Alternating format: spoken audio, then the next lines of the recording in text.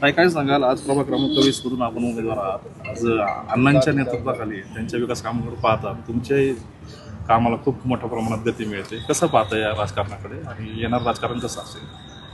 नाही, विकासाच्या मुद्द्यावरच ही निवडणूक लढवली जाते आणि आज मी एका महिलेचं स्टेटमेंट ऐकलंय. ती म्हणते की जी आम्ही Chhatrapati Shahu Maharaj English medium school आत्ता आपण फॉलोअप घेऊन सुरू केलेला आहे. ती म्हणते तो निधी भाजपने दिलाय, जनतेचा पैसा आहे आणि या जनतेच्या पैशातनं ही शाळा उभी राहिलेली आहे. आणि रेखासारख्या फिल्म स्टारनी 5 कोटीचा निधी या शाळेसाठी आपल्याला दिला आहे. मला हे विरोधकांचं आजचं जे बोलणं ऐकलं मी ते मला हास्यास्पद वाटलं.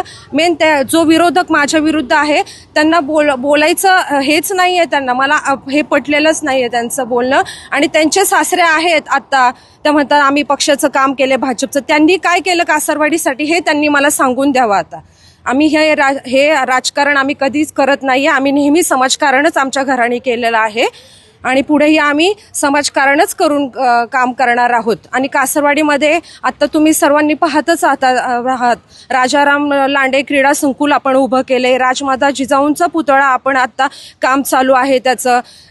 इंग्लिश मिडियमची शाळा आपण केली आहे जेणेकरून आपल्या सर्वसामान्य मुलांची, गोरगरिबांची मुलं या शाळेत शिकावी. आता इंग्लिश मिडियमच्या शाळांचा फिया ह्या सर्वांनाच हे होत ना, परवडत नाहीये. त्यासाठी आपण हा शाळेचा प्रोजेक्ट आणलेला आहे आणि विकासाच्या मुद्द्यावरच ही निवडणूक लढवली जाणार आहे. आणि पुढे पण आता हा महिला ओबीसी वॉर्ड झाल्यामुळे मला ही संधी मिळतेय. मी योगेश भल साहेबांच्या मार्गदर्शनाखाली, अण्णांच्या मार्गदर्शनाखाली नक्कीच तुम्हाला चांगलं काम करून मी दाखवेल. ताई, प्रभागामध्ये आपण प्रचारादरम्यान भेटीगाठी घेतात, कसा प्रतिसाद मिळत आहे आपल्याला? नाही, आम्हाला प्रतिसाद खूप छान आहे कारण की ही निवडणूकच मेन विकासाच्या मुद्द्यावर आहे. त्यामुळे लोकांचा प्रतिसाद आम्हाला खूप चांगला आहे. नागरिकांना काय आव्हान करा? नागरिकांना माझं एवढंच आव्हान आहे, आम्ही केलेली विकास कामे पाहूनच तुम्ही आम्हाला मतदान करा.